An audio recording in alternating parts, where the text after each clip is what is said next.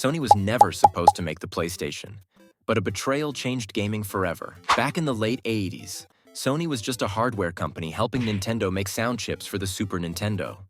Then, they teamed up on something big, a CD add-on for the Super Nintendo, called the Nintendo PlayStation. At CES 1991, Sony proudly announced the partnership, but the very next day, Nintendo backstabbed them. They scrapped the deal and partnered with Sony's rival, Philips. Sony was furious, but instead of quitting, they turned their abandoned project into the PlayStation, a console built to destroy Nintendo. The PlayStation launched in 1994, crushed the competition, and became a gaming legend. Meanwhile, Nintendo's Philips deal? A disaster. So yeah, Nintendo accidentally created their biggest rival. Oops. Nintendo was a rookie, Universal was a titan, and Universal wanted to crush them. But Nintendo hit them with the biggest Uno reverse in gaming history. In 1983, Universal sued Nintendo, claiming Donkey Kong was a ripoff of King Kong. They didn't just sue, they blackmailed every company working with Nintendo, scaring them into cutting ties. Most companies would fold, but Nintendo, they went to war. In court, Nintendo's lawyers dug up an old case where Universal had already proven King Kong was in the public domain, meaning Universal had no legal claim. They played themselves. And here's the best part.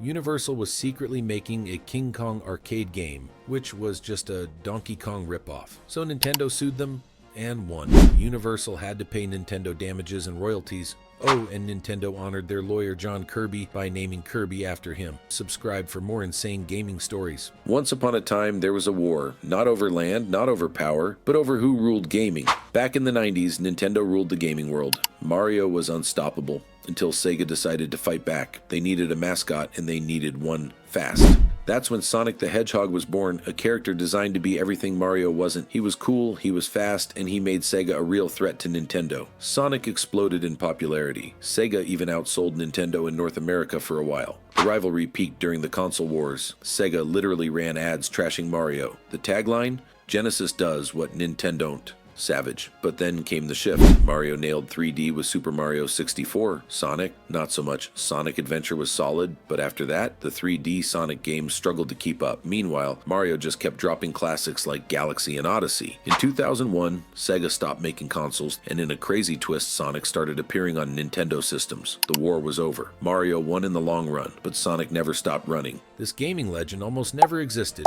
and he does thanks to Popeye. Back in the early 80s, Nintendo wanted to make a Popeye game, but when they couldn't get the rights, they had to get creative. So instead of Popeye, we got Jumpman, who later became Mario. And instead of Bluto, we got a giant gorilla. You know how that turned out. Ironically, Nintendo did get the Popeye license later and made an arcade game, but the game was a bit similar to Donkey Kong. And by then, Donkey Kong was already a hit. Speaking of Donkey Kong, Jumpman eventually got a real name, Mario. But the name's origins is a bit confusing. Some say he was named after a Seattle landlord, others think it was a New York hotel worker, and even Nintendo couldn't keep the story straight. So yeah, Mario might not exist without Popeye, and we might not even know where his name came from. Gaming history is weird, man. If you like this kind of stuff, you know what to do. Nintendo was founded in 1889 and naturally wasn't always about video games. In fact, their past is wild. They tried taxis, instant rice, even a love hotel. But then, this dude, Shigeru Miyamoto, changed everything.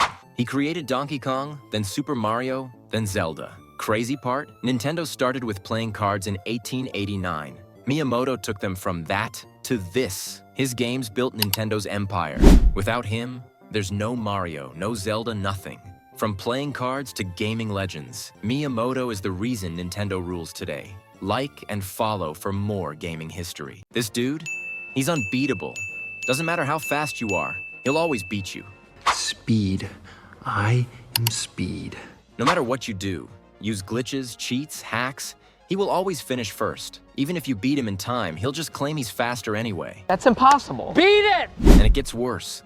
Players have spent decades trying to prove him wrong with legit ways, with no success. It's the running man from Ocarina of Time. In the end, it's all in the code. No conspiracy, no Easter eggs or secret dialogues he's programmed to win every single time.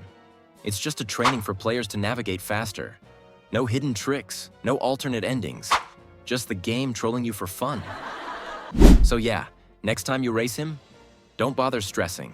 Just enjoy the L like the rest of us, and don't forget to subscribe, bro. This character is so broken, so dangerous. The developers banned it completely, even though it is a single-player character. This character can bend the rules of reality, duplicate items, corrupt save files. Oops, I think your saved game is corrupted. Just kidding. And create bizarre game effects, making it both a powerful exploit and a dangerous risk to your game. To find it in Pokemon Red, Blue, and Yellow, you start with an old man's Pokemon catching tutorial in Viridian City.